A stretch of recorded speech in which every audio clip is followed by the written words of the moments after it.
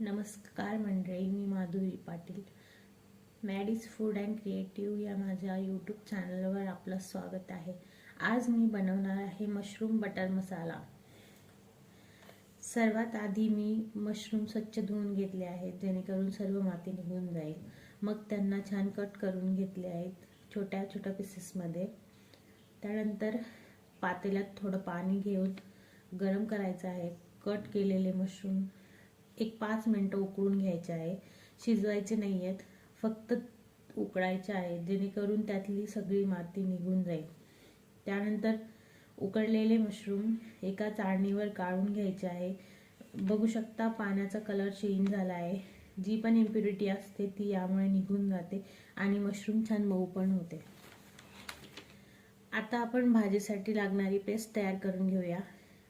त्यासाठी कढईमध्ये 2 चमचे तेल टाकून घ्यायचे आहे.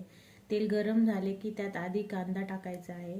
कांदा जास्त भाजायचा नाही आहे, फक्त गुलाबी रंग येईपर्यंत परतून घ्यायचा आहे. मग त्याच्यात लसूण ॲड करायचा आहे. लसूण 1 मिनिट परतून घ्यायचे. मग त्यात कापलेला टोमॅटो टाकायचा. टोमॅटो पण परतून झाल्यावर त्यात लाल सुक्या मिरच्या घालायच्या आहेत. मिरच्या ऑप्शनल आहेत, तुम्ही स्किप करू शकता. हे सगळे चांगले परतून 2 मिनिटं झाकण ठेवायचे. मग हे मिश्रण थंड झाल्यावर मिक्सरमधून काढून घ्यायचे.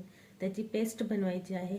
आता भाजी बनवण्यासाठी कढईमध्ये 3 चमचे तेल टाकून घेतले आहे. तेल गरम झाले की त्यात तेजपत्ता टाकायचा आहे. थोडे जिरे टाकायचे आहे. जिरे तडतडायला लागले की बनवलेली पेस्ट टाकायची आहे.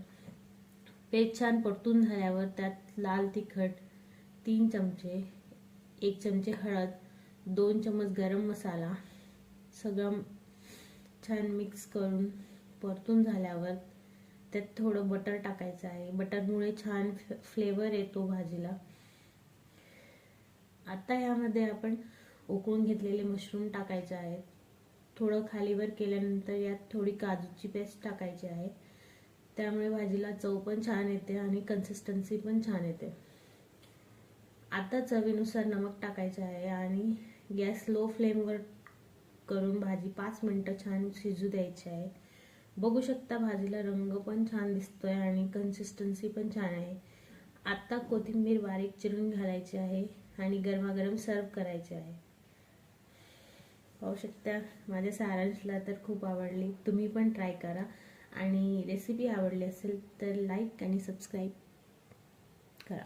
Thank you for watching.